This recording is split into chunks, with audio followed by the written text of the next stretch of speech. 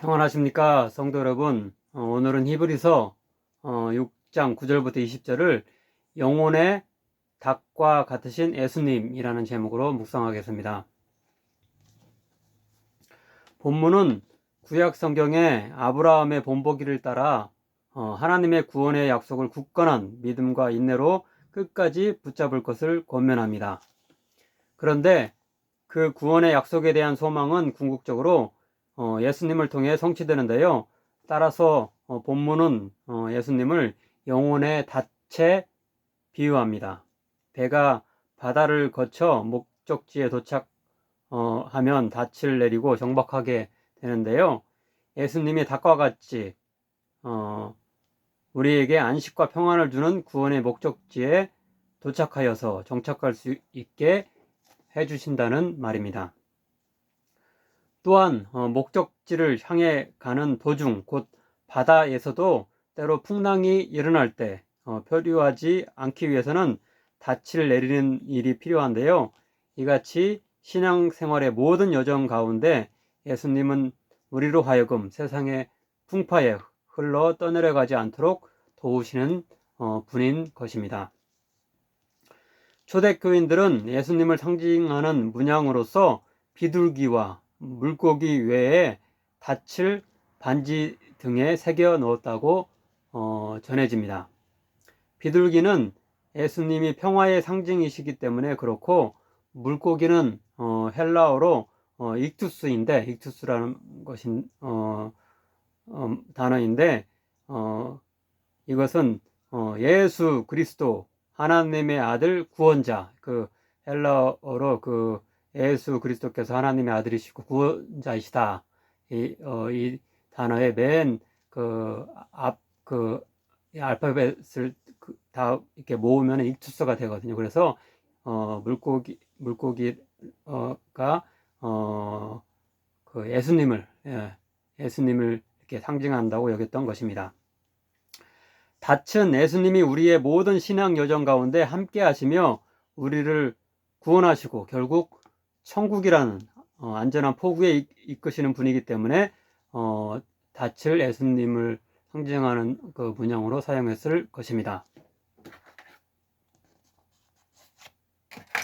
이제 본문을 차례로 따라가며 닭과 같으신 예수님에 대해 상고하겠습니다.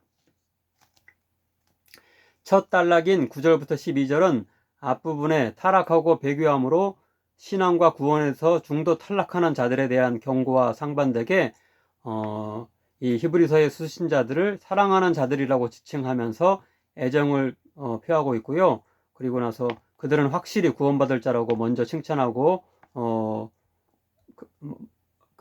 나서 구원을 궁극적으로 성취할 때까지 계속하여 인내하며 부지런히 신앙생활 할 것을 독려합니다. 우선적으로 9절입니다. 사랑하는 자들아, 우리가 이같이 말하나 너희에게는 이보다 더 좋은 것, 곧 구원에 속한 것이 있음을 확신하노라. 그리고 나서 10절은 그들이 구원받을 자임을 증명하는 근거를 이야기합니다. 하나님은 불의하지 아니하사 너희 행위와 그의 이름을 위하여 나타낸 사랑으로 이미 성도를 섬긴 것과 이제도 섬기고 있는 것을 잊어버리지 아니하시느니라. 10장 32절부터 34절을 보면 그들이 박해당하고 감옥에 갇힌 자를 동정했으며 재산을 빼앗기는 그 위험을 무릅쓰고 신앙을 지켰다고 말씀하는데요.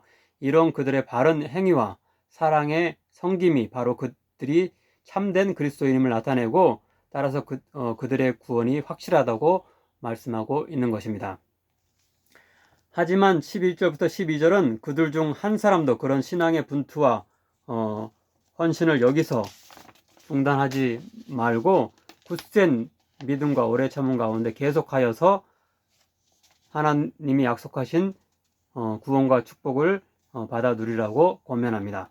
우리가 간절히 원하는 것은 너희 각 사람이 동일한 부지런함을 나타내어 끝까지 소망의 풍성함에 이르러 게으르지 아니하고 믿음과 오래 참음으로 말미암아 약속들을 기업으로 받는 자들을 본받는 자 되게 하려는 것이니라.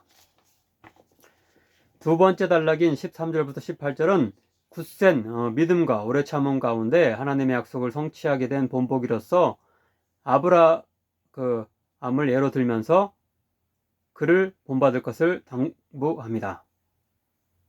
주요 구절인 14절 곧 이르시되 내가 반드시 너에게 복주고 복주며 너를 번성하게 하고 번성하게 하리라 하셨더니 라는 그런 구절은 구약 창세기 22장 16절부터 17절을 요약하면서 인용한 것인데요.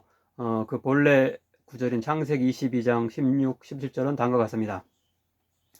이르시되 여호와께서 이르시기를 내가 나를 가리켜 맹세하노니 내가 이같이 행하여 내 아들 내 독자도 아끼지 아니하였은즉 내가 내게 큰 복을 주고 내 씨가 크게 번성하여 하늘의 별과 같고 바닷가의 모래와 같게 하리니 내 씨가 그 대적의 성문을 차지하리라. 똑같은 의미의 축복의 약속을 하나님이 아브라함에게 여러 차례 이렇게 하셨는데요. 곧 창세기 12장 1절부터 3절, 15장 5절, 그리고 17장 2절, 6절입니다. 이렇게 22장에 그런 약속 하기 전에 그 이전에도 여러 차례 똑같은 그런 축복의 말씀을 이미 하셨습니다. 하지만 22장의 차이점은 그 약속에 대하여 하나님이 맹세까지 하셨다는 것입니다. 그 앞에 이렇게 세 군데서는 그냥 하나님이 약속한다 그렇게 했는데 여기서는 맹세하면서 이렇게 약속한다라고 이렇게 강조하고 있습니다. 꼭 그냥 약속하는 것이 아니라 반드시 꼭 지킬 것을 맹세하며 약속하시는 것입니다. 그 이유는 아브라함이 자신의 독자인 이삭을 제물로 주게 바치라는 도저히 이해하기 힘든 하나님의 명령에까지 순종하며 하나님께 대한 굳건한 믿음을 지키고 인내했기 때문에 하나님이 기쁘게 여기셔서 맹세까지 이 바로 이렇게 22장 앞에 그런 구절을 보면은 자신의 독자인 이삭까지 제물로 하나님의 명령에 따라서 이렇게 바치려고 했던 아브라함의 놀라운 그런 믿음이 나오고 있는데 이 믿음을 보고서 이렇게 하나님께서 맹세까지 하시면서 다시 약속하신 것입니다.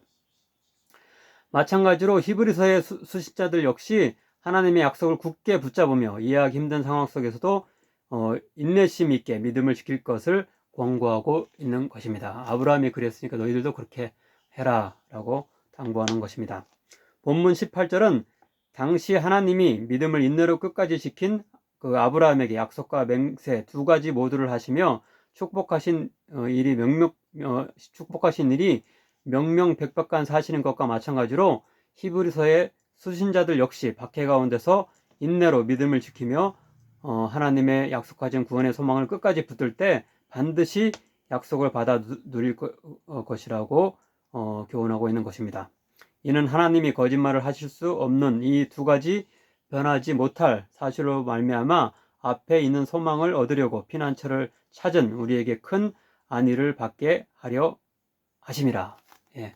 아브라함이 그런 인내함으로 하나님의 약속에 끝까지 이렇게 붙들려 있고 하나님께 순종했을 때 이렇게 하나님이 결단코 이렇게 명세까지 하시면서 약속을 해주시고 하고 또 궁극적으로 그 약속을 이렇게 큰 민족을 이렇게 그의 자손들이 이룰 것이라고 하는 약속을 이렇게 성취했던 것처럼 이 히브리서의 수신자들도 끝까지 인내함으로 이렇게 믿음을 지키면은 그런 로마 황제들의 그런 박해 가운데서도 믿음을 끝까지 지키면은 이 하나님께서 맹세코 그들에게 주신 구원의 약속을 지키실 것이라고 여기서 그들을 위로하고 있는 것입니다. 마지막 세 번째 단락인 19절부터 20절은 하나님이 약속하신 구원의 소망이 궁극적으로 예수님으로 인해 성취된다는 사실을 언급하면서 그분을 튼튼하고 견고한 영혼의 닻에 비유합니다. 예수님께서 십자가의 대속의 죽음을 통해 구약시대에 하나님의 임재와 속죄의 장소였던 지성소에 들어가는 것을 막는 휘장을 찢으시고 먼저 그곳에 들어가시면서 그분을 따라 누구나 들어가 속죄와 구원을 얻을 수 있도록 이끄신 대제사장이심을 밝히고 예수님을 영혼의 닻에 비유하면서 그분이 우리와 동행할 때 반드시 우리는 온갖 풍랑을 넘어 안전한 포구 곧 구원받아 하나님의 나라에 도달할 것임을 약속하고 있습니다.